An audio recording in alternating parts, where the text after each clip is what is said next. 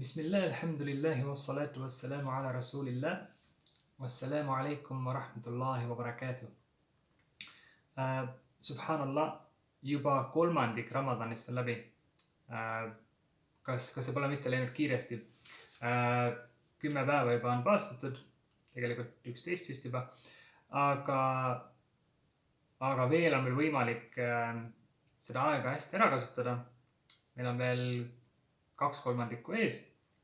Nii et ma loodan, et kõik me, kes me pole ehk nii palju teinud, kui me suudaksime, püüame veel natukene rohkem teha nendel järgnevatel nädalatel, kuni see Ramadan veel kestab. Aga tänases videos ma räägin natukene siis kõigepealt mittesoovituslikest ja lubatud asjadest paastumise juures ja siis natukene sellest, millised on need päevad, millal on soovituslik paastuda siis väljaspool Ramadani ja millised on need päevad, millal on ebasoovituslik või siis mittesoovituslik ja millised on need päevad, millal on üldse keelatud paastumine. Aga kõigepealt siis mõned mittesoovituslikud asjad, neid ei ole väga palju. Mittesoovituslik on näiteks paastumise ajal liialdada suu ja nina loputamisel, et kui me teeme vuduud ehk väikest rituaalset puhastust enne palvust ja me tõmbame ninna vett ja suur loputame, et siis me ei liialdaks sellega, sest kui me seda teeme niimoodi hästi liialdades, tõmbame hästi palju vett ninna, siis võib juhtuda see, et osa sellest veest satub kurku ja kui me seda niimoodi teadlikult liialdame ja teeme seda niimoodi, võtame liiga palju vett sisse ja see satub kurku, siis see võib ka meie paastu rikkuda. Nii et sellega tasub ettevaatlik olla. Teine asi on toidu maitsmine ilma vajaduseta. Et lihtsalt maitsmise pärast, et kui ei ole otsest vajadust, et teha kindlaks, et kas on näiteks piisavalt soola toidus või nii edasi. Et kui ei ole selleks vajadust, siis see on ka mittesoovituslik. Aga kui selleks on vajadus olemas, siis on täiesti lubatud. Et näiteks siis tõesti, et teada, kas toit on piisavalt soolane, piisavalt magus ja nii edasi. Et siis see maitsmine on lubatud. Tingimusel muidugi, et me ei neela midagi alla sellest, et me lihtsalt maitseme seda. Nii, samuti on paastujal lubatud loomulikult neelata oma enda sülge. See ei rikku kuidagi paastu. Käia duši all või siis üleni ennast pesta. Kasutada siwaki, mis on siis see pulk hammaste puhastamiseks. Siwak või miswak on samuti selle nimetus. Ja selle alla käib ka hammaste pesemine, kui tingimusel jällegi, et me ei neela alla hambapastat. Et see, et meil on natukene seda hambapasta maitset suus paastumise ajal, inshallah see ei rikku veel paastu, aga jah, et kui me hambaid peseme hambapastaga, et siis ka tasub mitte liialdada ehk selle hambapasta kogusega, et me ei neelaks midagi alla ja olla lihtsalt ettevaatlik. Samuti on lubatud lõhnastada muidugi ennast ja ka ennast jahutada, näiteks kasta ennast vette või praegu meil seda probleemi siin ei ole hetkel. Meil ei ole nii palavad ilmad siin, aga põhimõtteliselt on see lubatud näiteks lihtsalt minna duši alla mitte siis pesemise pärast, aga lihtsalt enda jahutamise pärast näiteks, et see on ka täiesti okei. Nüüd edasi soovituslikud paastupäevad. Kõigepealt siis 6 päeva paastumine Shawwali kuus, selle puhul, kes on juba siis Ramadani päevad lõpetanud, Ramadani paastu ära teinud täielikult ja parem on siis selle puhul paastada järjest alates 2. päevast. Shawwal on siis muidugi see kuu, mis tuleb kohe pärast Ramadani, et 6 päeva paastumine sellest kuust. Et kes need päevad paastub, see on justkui paastunud terve aasta. Ja järgmine soovituslik on Arafati päeva paastumine, muidugi siis selle puhul, kes ei ole palverännakut sooritamas, kes palverännakut sooritab, see ei paastu sel päeval. Ja siis samuti Ashura päeva paastumine koos 9. ja siis 11.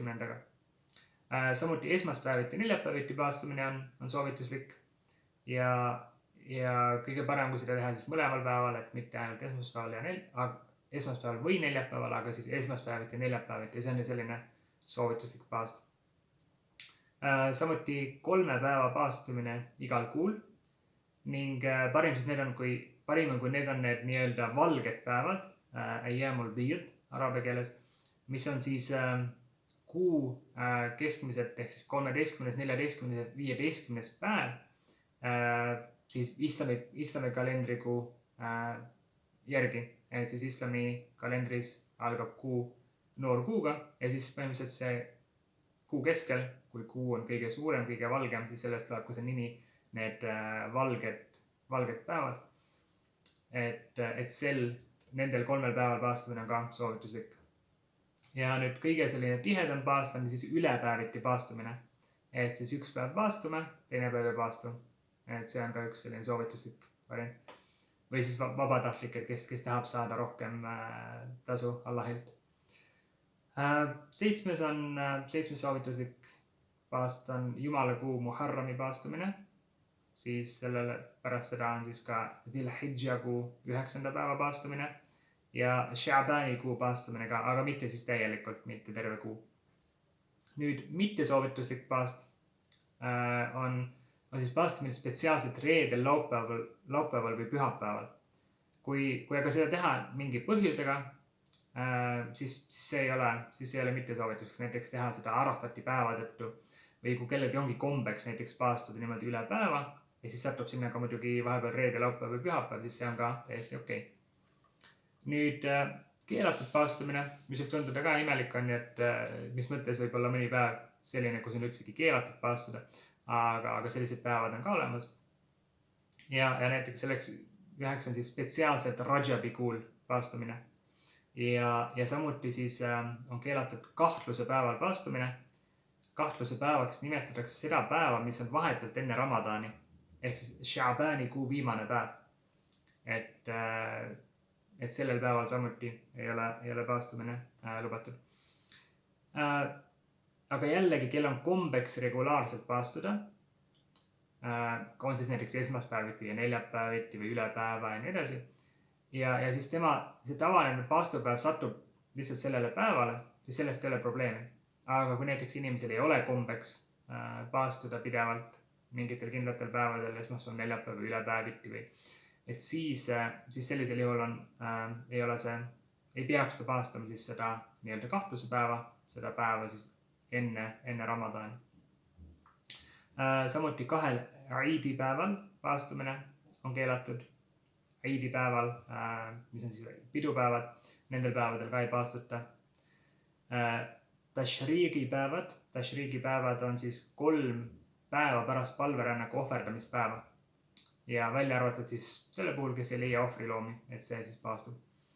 Ja kõikidel päevadel paastumine on samuti keelatud. See tähendab siis seda, et järjestikuselt lihtsalt kogu aeg me paastume iga päev. Et iga päev päevasel ajal me ei söö ei joo ja siis öösel sööme joome ja niimoodi järjest kogu aeg. Et see on samuti keelatud. Et mis on nagu kõige selline tihedam on see ülepäeviti. Et see on kõige selline, et sealt edasi läheb juba natukene see ekstreemseks, et kui inimene iga päev paastub, et see ei ole ka lubatud. Nüüd üks tähtis asi ka, mis puudutab Ramadani paastuvel, on see, et kui meil jäävad mingid päevad tegemata sellest paastust, näiteks haiguse tõttu või näiteks me oleme reisil kuskil käinud ja oleme otsustanud mitte paastada reisimise ajal, mis jällegi arvestades praegust olukorda ei ole tõenäoliselt teemaks. Aga siiski näiteks kas järgmisel Ramadanil või vähemalt haiguse puhul küll võib juhtuda seda, et me näiteks ei paastu mõned päevad. Ja siis sellisel juhul me peaksime need tegema järgi, need paastunud päevad järgi võimalikult ruttu peale Aidi päeva. Ja mis ei ole nüüd lubatud, ei ole lubatud selle edasilükkamine järgmisesse Ramadani või siis sellesse aega, mis tuleb peale järgmist Ramadani. Et see tuleb kindlasti, need päevad tuleb kindlasti ära paastuda järgi enne uue Ramadani algust. Aga näiteks kui me jätame need paastamata päevad talvisele ajale, kus päevad on lühemad, et see lihtsam oleks, see on ka okei, selles mõttes see ei ole keelatud. Et kui meil jääb näiteks 3-4 kell mõni mõni päev rohkem paastumata, 5, 6, 7 päeva. Või kes on pikemalt reisil näiteks jääb 10 päeva paastumata, siis ta võib need vabalt jätta ka talvisele ajale, kui ta seda soovib teha. Kuigi parem on need võimalikult ruttu ära paastuda. Ja nüüd, kui keegi lükkab selle nende päevade järgi paastumise aega, mis on pärast järgmist Ramadani, nagu ma ütlesin, see ei ole lubatud, siis kui ta teeb seda ilma vabanduseta nüüd, siis tal ei ole vaja otseselt midagi teha rohkemat, kui see vaid järele paastada, aga sellisel juhul on ta patune, et siis on tema peal patt, et ta on selle lükanud järgmise Ramadani peale. Aga sellel ei ole mingit eraldi lunastust, et ta peaks kuidagi, ma ei tea, toitma vaeseid selle pärast või midagi tegema, lihtsalt ta peab siis sellisel juhul järele paastuma need päevad ikkagi. Et isegi kui ta ei tee neid päevi järgi enne seda järgmist Ramadani.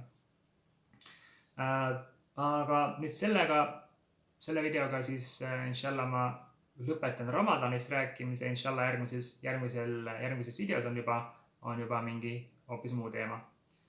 Barakallahu fiikum. Wassalamu alaikum wa rahmatullahi wa barakatuh.